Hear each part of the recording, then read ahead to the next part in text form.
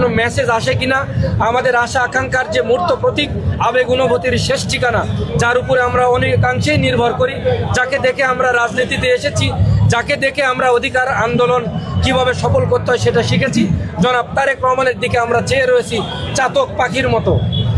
উনি আমাদেরকে কখন সেই সান্ত্বনার বাণী পৌঁছাবেন সেটার জন্য অপেক্ষায় আছি। আল্লাহ ভরসা, আল্লাহর রহমতে আমরা যেহেতু তার রাজনীতি করি, আমরা যেহেতু তার দলের ক্ষুদ্র অবস্থান থেকে আমরা আমাদের জায়গায় প্রতিনিধিত্ব করি।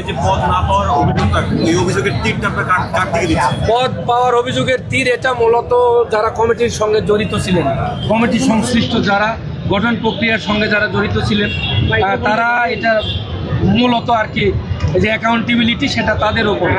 ছাত্র দলের সভাপতি, সাধারণ সম্পাদক এবং ছাত্র বিষয়ক সম্পাদক বাংলাদেশ, যিনি জাতীয়তাবাদী দলের আলহাজ রকিবুল ইসলাম বকুল ভাই, তিনি এই কমিটির প্রক্রিয়ার সঙ্গে জড়িত ছিলেন, তারাই ভালো বলতে পারবেন। এবং এটা সম্পূর্ণ responsibility, all responsibilities goes to them.